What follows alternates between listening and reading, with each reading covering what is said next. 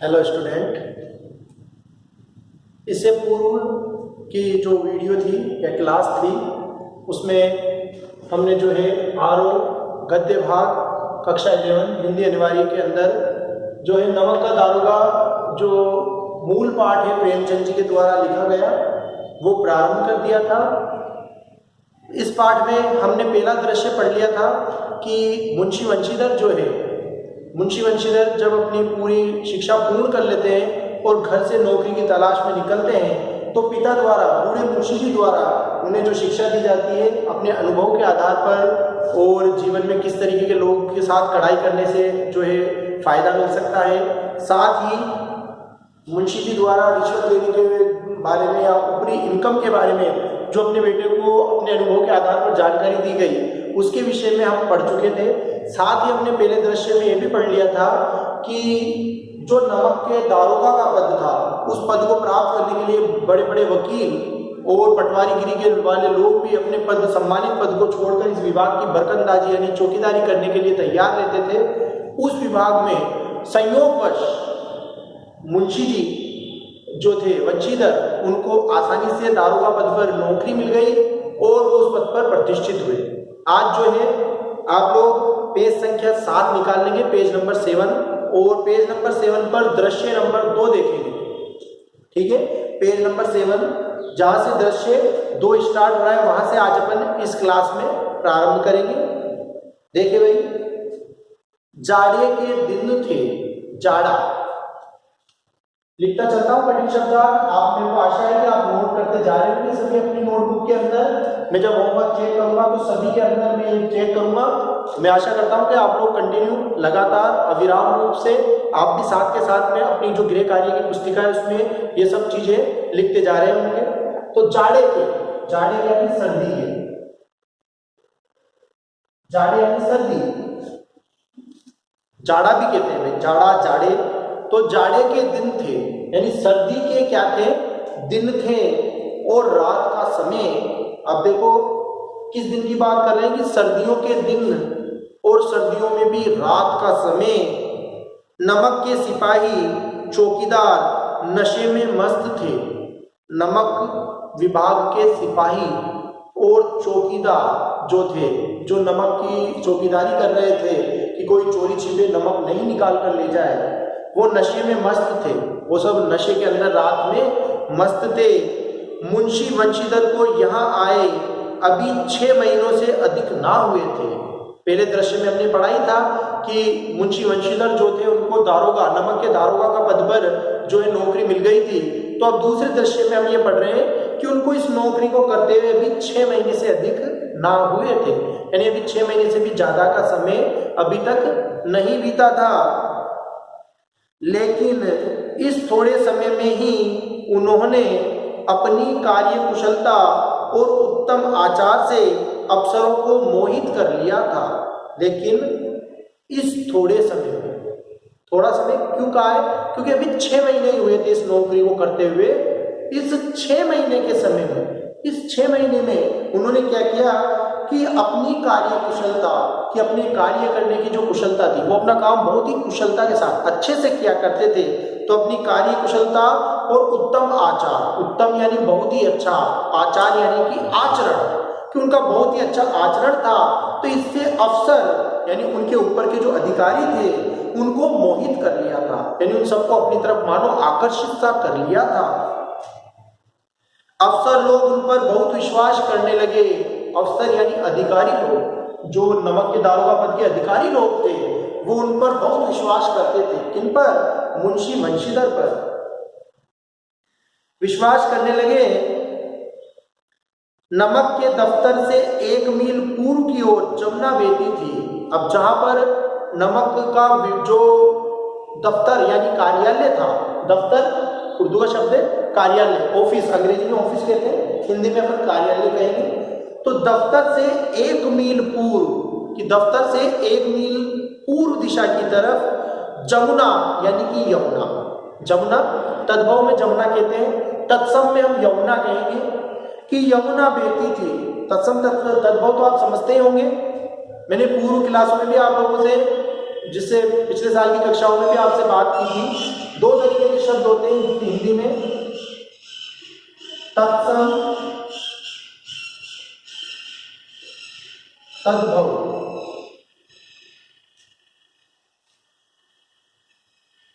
एक होता है देशज, एक होता है विदेशज। ठीक है, ये शब्दों के प्रकार हैं, थोड़ा सा बता देता हूं आपको, बाकी विस्तृत तो व्याकरण पढ़ाऊंगा तब बताऊंगा। अभी इतना सा समझ लो कि देखो शब्द चार प्रकार के रूप होते हैं शब्दों के, तत्सम, तद्भव, देशज और विदेशज।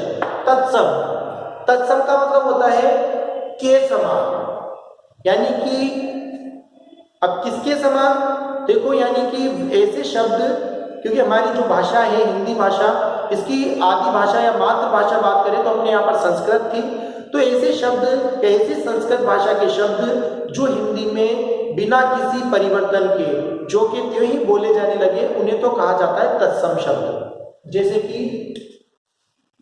बात करें अपन उष्ट्र, ये तो हो गया तत्सम। ठीक है, अब आ जाओ तद्भव पर। तद्भव क्या होता है भाई? तद्भव की अगर बात करते हैं तो तद्भव का तात्पर्य होता है वे संस्कृत के शब्द जिनका हिंदी भाषा में प्रयोग होने पर रूप परिवर्तन हो गया, यानी जिनका रूप बदलकर हिंदी भाषा में प्रयोग लिया जाने लगे, उन्हें कहते हैं तद्भव शब्द। अब तद्भव शब्द उष्ट्र से, जैसे मानो क्या बन गया, ऊंट बन गया, अब हम ऊंट बोलने लग गए, ये हो गया तद्भव। दो चीज समझ में आ गई होगी आपको। ऐसे अपने पाठ में भी आया है जमुना, यमुना, तो तत्सम तो यमुना और तद्भव हो गया जमुना। समझ गए होंगे आप मेरी बात को। अब दो चीज हो रही, देशज और विदेशज। कुछ शब्द हमने अपनी आवश्यकता के अनुसार ही गढ़ लिए, यानी तैयार कर लिए, अपनी सीमाओं, देश की सीमाओं के भीतर ही हमारी आवश्यकता के अनुसार हमने तैयार कर लिए, उन्हें कहते हैं देशज। देश प्लस ज, देश प्लस ज यानी देश के अंदर जन्म लेने वाले, वो होते हैं देशज। अब देशज शब्द की बात करूं तो जैसे मैं कहूं खचाखच, खचाखच, फटाफट, खिड़की, ये सब क्या है? ये हमारे देश के अंदर ही हमने क्या कर लिया, तैयार कर लिया। फटाफट कह देते हैं अपन, खटाखट कह देते हैं, ये देश के अंदर तैयार कर लिया। फिर आता है विदेशज, विदेश प्लस ज, यानी जिनका जन्म कहाँ हुआ है, विदेश के अंदर हुआ है। क्योंकि हमारे यहाँ पर जो है प्राचीन काल से ही कई विदेशी जातियों का आगमन होता रहा है, तो वो हमारी संस्कृति में आकर बस गए और उनके जो है पहनाव, वेशभूषा, बोलचाल, खान पान, उसका प्रभाव हमारे यहाँ की समाज और संस्कृति पर भी पड़ा। तो उनके जो शब्द थे वो शब्द भी हमारी भाषा के अंदर, हमारी भाषा ने ग्रहण कर लिए, हम बोलने लगे, तो उन्हें कहा जाता है विदेशज। जैसे अलमारी, कैंची,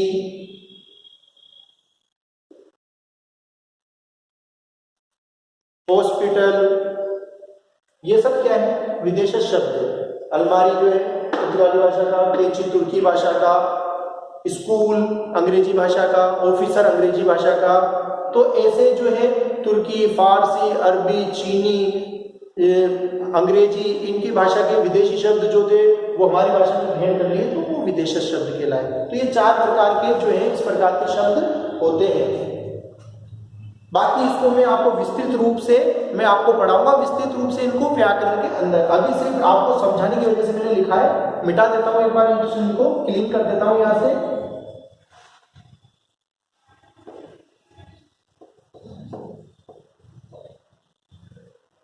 चलो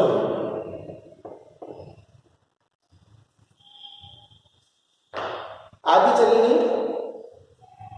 तो भाई अपन बात कर रहे थे, वापस अध्याय में आ जाएंगे कि जमुना यानी कि यमुना नदी बहती थी और उस पर नावों का एक पुल बना हुआ था।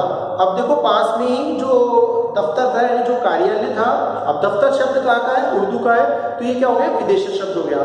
तो दफ्तर से 1 मील पूर्व की ओर जमुना यानी यमुना नदी बहती थी और उस यमुना नदी पर क्या था, उस पर नावों का एक पुल बना हुआ था। उस पर क्या था, नावों से एक पुल बना रखा था। दरोगा जी किवाड़ बंद किए मीठी नींद में सो रहे थे। दरोगा जी, दरोगा जी कौन, दरोगा जी मुंशी वंशीधर जी, ये नमक का दारोगा पद पर कौन थे? मुंशी वंशीधर। और वो दारोगा जी क्या करे हुए थे? किवाड़ बंद करके, और क्या कर रहे थे? किवाड़ बंद करके मीठी नींद में आराम से सो रहे थे। अचानक आंख खुली। अब अचानक उनकी आंख खुल गई, यानी नींद खुली, तो नदी के प्रवाह की जगह गाड़ियों की गड़गड़ाहट तथा मल्लाहों का कोलाहल सुनाई दिया।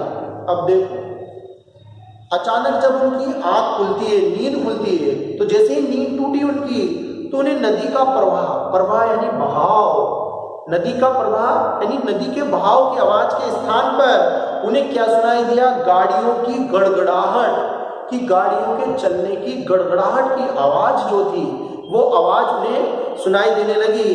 तथा मल्लाहों का कोलाहल, तथा मल्लाह होते हैं नाव चलाने वाले जो होते हैं, उनको मल्लाह कहा जाता है। मल्लाह एक जाति होती है जो नावों को खेने का कार्य करती है, नाव चलाने का कार्य करती है।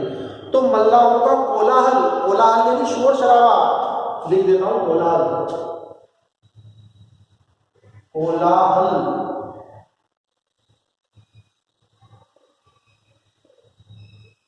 शोर शराबा,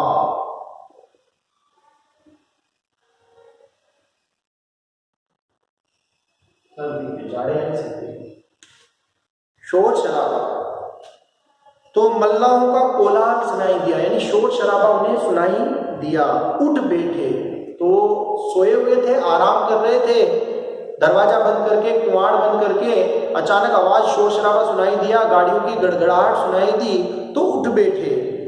इतनी रात गए, गाड़ियां क्यों नदी के पार जाती है?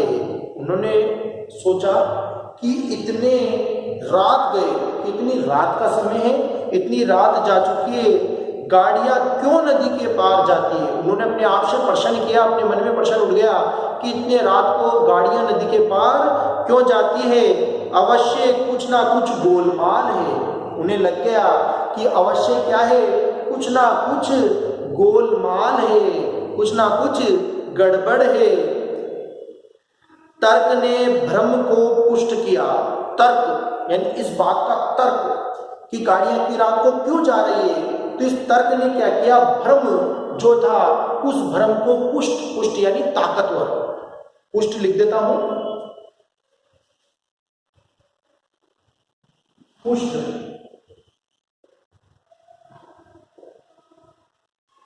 पुष्ट यानी ताकतवर। तो क्या किया? पुष्ट किया यानी ताकतवर किया। वर्दी पहनी, तो उनकी जो यूनिफॉर्म, जिसको अपन यूनिफॉर्म कहते हैं, सबकी अलग अलग ड्रेसेस होती हैं भाई, यूनिफॉर्म होती है विभाग के अनुसार, पुलिस वालों की अलग यूनिफॉर्म थी उस समय। तो उन्होंने क्या किया? अपनी वर्दी पहनी, तमंचा जेब में रखा, और सुरक्षा हेतु जो बंदूक, तमंचा यानी कि जो बंदूक उन्हें दी गई थी सुरक्षा हेतु, वो तमंचा उन्होंने क्या करा? जेब में रखा। और बात ही बात में घोड़ा बढ़ाए पुल पर आ पहुंचे। अब देखो, उन्होंने तमंचा यानी बंदूक, तमंचा भी लिख देता हूं मैं, तमंचा,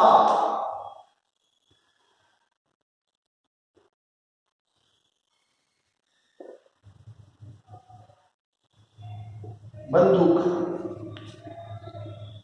तो भाई तमंचा जेब में रखा, और बात की बात में यानी फटाफट से, शीघ्रता से घोड़ा बढ़ाए पुल पर आ पहुंचे। उस समय भाई गाड़ियां तो चलती नहीं थी, घोड़े हुआ करते थे सिपाही के पास में, जो अफसर होते थे उनके पास में। तो गाड़ियां, बैलगाड़ियां वगैरह चलती थी, तो घोड़ा हुआ करता था। तो अपने घोड़े को बढ़ाए बढ़ाए वो कहाँ पहुंच गए? पुल पर आ पहुंचे। गाड़ियों की एक लंबी कतार पुल के पार जाती दिखी। गाड़ियों की एक लंबी कतार, कतार कहते हैं लाइन को, कतार, कतार का तात्पर्य हुए लाइन से, एक लंबी लाइन, एक लंबी पंक्ति भी कह सकते हैं। कतार का मतलब लाइन या पंक्ति, लाइन तो क्या अलग से होता है, हिंदी के हिसाब से पंक्ति भी ले सकते हैं। तो एक लंबी पंक्ति, एक लंबी लाइन जो है गाड़ियों की पुल के पार जाती दिखी। वो कहाँ जा रही थी? पुल के पार जा रही थी। डांट कर पूछा, किसकी गाड़ियां हैं? उन्होंने डांट कर, फटकार कर पूछा, किसकी गाड़ियां हैं? नेक्स्ट पेज पर देखेंगे, अगले पन्ने पर, पेज संख्या 8 पर। थोड़ी देर तक सन्नाटा रहा। तो थोड़ी देर तक क्या रहा, सन्नाटा रहा। सन्नाटा यानी शांति रही, कोई नहीं बोला कि किसकी गाड़ी है। प्रश्न का जवाब किसी ने भी नहीं दिया। आदमियों में कुछ खाना फूसी हुई। खाना फूसी होना यानी इधर उधर, एक के कान में कोई बात बोले, दूसरा सुने, दूसरा की तीसरे को बोले, ऐसे आदमियों में खाना फूसी हुई। तब आगे वाले ने कहा, पंडित अलोपीदीन की। तब आगे आगे जो व्यक्ति था उसने जवाब दिया कि गाड़ियां किसकी है, पंडित अलोपीदीन की। उन्होंने पूछा, कौन? पंडित अलोपीदीन, दातागंज के। अब देखो, मुंशी वंशीधर ने पूछा, क्या पूछा कि कौन पंडित अलोपीदीन, दातागंज के कि दातागंज वाले पंडित अलोपीदीन क्या? मुंशी वंशीधर जब उन्होंने पूछा कौन पंडित अलोपीदीन, तो जो गाड़ी वाला था उसने कहा दातागंज के। मुंशी वंशीधर चौंके। मुंशी वंशीधर को आश्चर्य हुआ जब उन्होंने पूछा कौन पंडित अलोपीदीन, गाड़ी वाले ने कहा दातागंज के, तो वो आश्चर्यचकित हो गए, चौंक गए। पंडित अलोपीदीन इस इलाके के सबसे प्रतिष्ठित जमींदार थे। कौन थे पंडित अलोपीदीन? इस इलाके यानी इस क्षेत्र के सबसे प्रतिष्ठित, प्रतिष्ठित यानी सम्मानित, प्रतिष्ठित,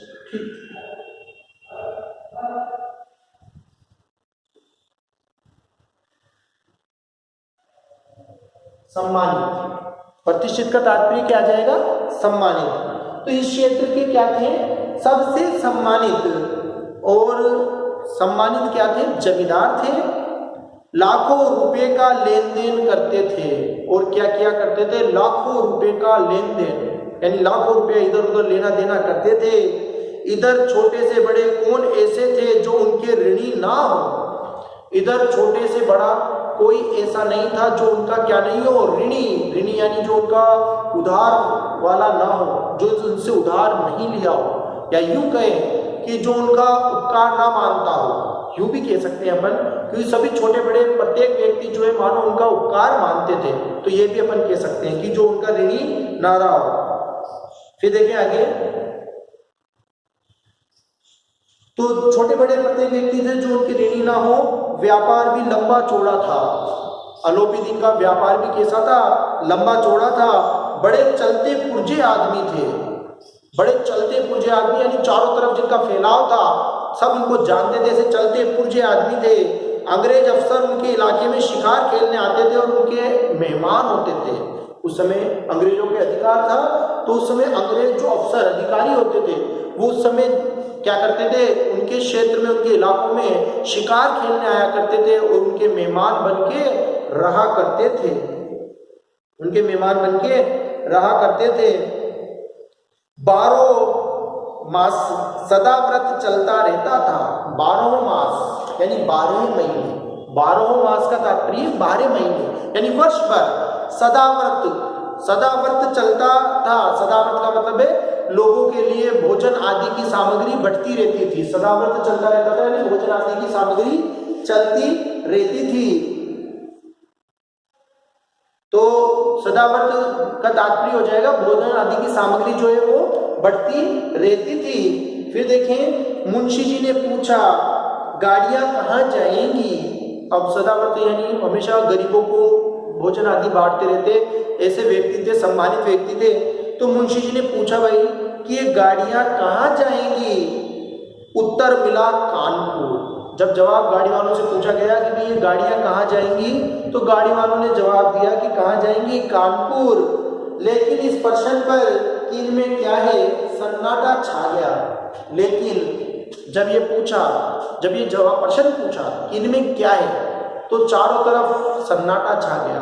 फिर एक बार फिर सन्नाटा छा गया, किसी ने कोई जो है जवाब नहीं दिया। लेकिन हाँ, आगे देखेंगे, दारोगा साहब का संदेह और भी बढ़ गया। दारोगा साहब जो निरीक्षक थे, इंस्पेक्टर साहब थे, उनका संदेह, उनका जो संदेह था वो और ज्यादा बढ़ गया। कुछ देर तक उत्तर की बाट देखकर वे जोर से बोले। कुछ देर तक उन्होंने प्रयास किया। क्या प्रयास किया? कि उत्तर आएगा, जवाब मिलेगा। तो थोड़ी देर तक उत्तर की बाट देखते रहे। बाट यानी इंतजार देखते रहे। बाट, बाट यानी इंतजार, उत्तर की बाट, बाट का मतलब हो गया इंतजार। इंतजार देखा उन्होंने, उत्तर का इंतजार किया। फिर वे जोर से बोले, क्या तुम सब गूंगे हो गए हो? फिर उन्होंने जोर से बोले, क्या बोले कि तुम सब क्या गूंगे हो गए हो क्या? हम पूछते हैं इनमें क्या लदा है। वो जोर से डांट कर बोले, पहले तो उत्तर का इंतजार किया, किसी ने जवाब नहीं दिया, तो वो जोर से चिल्लाकर बोले, डांट कर बोले कि तुम सब क्या गूंगे हो गए हो क्या? हम पूछते हैं इनमें क्या लदा है, कि मैं पूछता हूं कि इनमें क्या लदा है, यानी इनमें गाड़ियों में क्या भरकर लेकर जा रहे हो? लदा है यानी कि लाद कर या भरकर। जब इस बार भी कोई उत्तर ना मिला तो उन्होंने घोड़े को एक गाड़ी से मिलाकर बोरे को टटोला। अब देखो, जब इस बार भी कोई उत्तर ना मिला, जब इस बार भी उन्हें जवाब नहीं दिया गया, तो उन्होंने क्या किया, घोड़े को एक गाड़ी से मिला दिया, कि घोड़े को आगे बढ़ाया और एक गाड़ी के पास ले गए और गाड़ी से मिलाकर बोरे को टटोला। उसमें बोरे थे, उस बोरी को जाकर देखा, टटोला उसमें क्या सामान है, भ्रम दूर हो गया। तो उनको जो वहम था, जो भ्रम था, वो भ्रम क्या हुआ, दूर हो गया। क्यों दूर हो गया? क्योंकि उन्हें पता लग गया कि ये क्या है, ये नमक के ढेले थे। तो उन्हें पता लग गया कि इसमें क्या था, इसमें नमक के ढेले थे।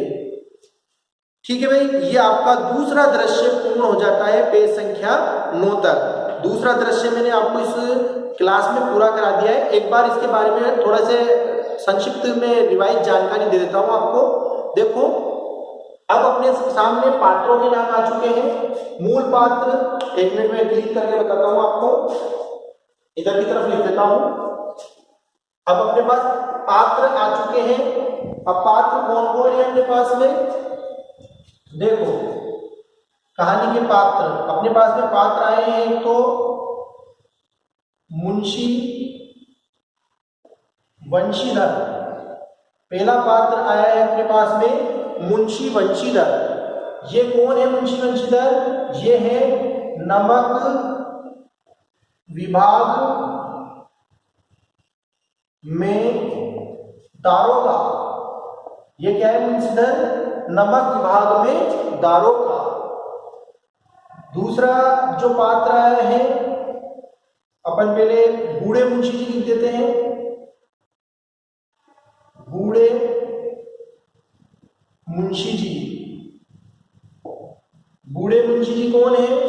ये वंशीधर के पिता है भाई, वंशीधर के पिता। ठीक है, दो पात्र हो गए।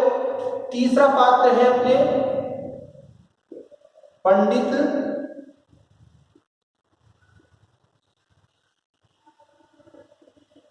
अलोपीदीन। ठीक है, तीसरा जो पात्र है वो कौन है? पंडित अलोपीदीन, जिसका नाम अभी आ ही गया है अपने पंडित अलोपीदीन का।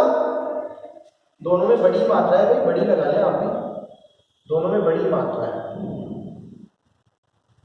ठीक है, पंडित अलोपीदीन। पंडित अलोपीदीन कौन है? ये प्रतिष्ठित जमींदार। ये कौन है? प्रतिष्ठित जमींदार। ये हमारे क्या हो गए हैं? ये है हमारे पात्र। ये हमारे क्या है? पात्र हैं इस कहानी के। किस कहानी के? नमक के दारोगा के। ये नमक के दारोगा के पात्र हैं। ये पात्र कौन कौन है? तीनों अपने सामने आ गए हैं। और पंडित अलोपीदीन जो है, उसी की गाड़ियां किसकी थी? पंडित अलोपीदीन की। और उन गाड़ियों में क्या लदा हुआ था? उन गाड़ियों में लदा हुआ था नमक के बोरे। और नमक बनाना उस समय क्या था? कानूनी अपराध था। मुंशी वंशीधर जो भी नमक विभाग में दारोगा थे, उन्होंने उन गाड़ियों को रोक लिया था। पंडित अलोपीदीन बहुत ही प्रतिष्ठित जमींदार थे। ऐसे व्यक्ति थे जो सभी को उधार दिया करते थे, जिनके 12 महीने 12 मास तक सदाबहार यानी भोजन बढ़ता रहता था, लोगों के लिए खाने की व्यवस्था रहती थी। और बूढ़े मुंशी जी के पिता, जो वंशीधर के पिता थे, उन्होंने अपने अनुभव के आधार पर उन्हें पहले बता ही दिया था पूरा कि भाई जो भी जरूरत वाला व्यक्ति उससे कड़ाई से काम लेना, रिश्वत के ऊपर रिश्वत लेने के पक्ष में रहा करते थे। ये अपने पुत्र को इस प्रकार की शिक्षा देती थी। अब जब विभाग में अभी आए 6 महीने ही हुए थे वंचित 6 महीने में, लेकिन अपने कर्तव्य निष्ठा से उन्होंने मानो सबके हृदय में अपनी जगह बना ली थी, सबको मोहित कर लिया था। रात के समय सोते समय जब पंडित अलोपीदीन की जो गाड़ियां जा रही थी तो गाड़ियों की कोलाहल, क्योंकि यमुना नदी की आवाज की जगह गाड़ियों की कोलाहल आवाज, शोर शराबा सुनाई दिया। तो शोर शराबे के कारण उस इनकी नींद खुली। इन्होंने गाड़ियों के बारे में पूछा तो पता चला कि गाड़ियां किसकी है, पंडित अलोपीदीन की। और पंडित अलोपीदीन कौन, दातागंज के। कहाँ के, दातागंज के। दातागंज स्थान है भैया, दातागंज क्या है, स्थान है, ठीक है। दातागंज के स्थान का नाम आ गया है। तो ये दातागंज के थे, उनकी ये गाड़ियां थी और उन गाड़ियों में वो चोरी छिपे रात के अंदर नमक के बोरे लदे थे। जब पूछा तो पता चला कि क्या है, किसी ने जवाब नहीं दिया। देखा तो क्या चला पता कि उसमें नमक के डले हैं, यानी नमक के उनमें भरा हुआ है। तो रात को चोरी छिपे नमक ले जाने की बात चल रही थी। ये आपका यहाँ तक दूसरा दृश्य जो है आपका पूर्ण हो जाता है। तो अब ये देखो 2 दृश्य हो गए। अब आपके समझ में आ गया होगा। एक तो बने इससे पूर्व की क्लासों में सबसे पहले प्रथम क्लास जो थी उसमें प्रेमचंद का परिचय पढ़ लिया था, प्रेमचंद के बारे में जानकारी पढ़ ली थी। अब उसके बाद में ये आदर्शोन्मुखी यथार्थवादी एक कहानी है, ये मैं आपको प्रथम जो एक क्लास थी उसमें बता चुका था। दूसरी क्लास में भी मैंने इसकी बात की थी। आज फिर मैं आपको ये बता रहा हूँ कि भैया आदर्शोन्मुखी यथार्थवादी एक कहानी है और इस कहानी में आप इसकी भूमिका थोड़ी समझ गए होंगे, क्योंकि अपन ने 2 दृश्य पूर्ण कर लिए। तो आपको ये समझ में आ गया होगा कि भाई आगे क्या होने वाला है। मतलब इस प्रकार की कहानी है। इसमें जो है नमक के दारोगा जो एक शीर्षक दिया गया था उसके बारे में भी बात समझ में आ गई होगी, क्योंकि उस समय नमक ले जाना, चोरी छिपे काम करना अपराध था और ये दारोगा थे और पंडित अलोपीदीन एक प्रतिष्ठित जमींदार थे। तो आज के लिए बस इतना ही इस क्लास में।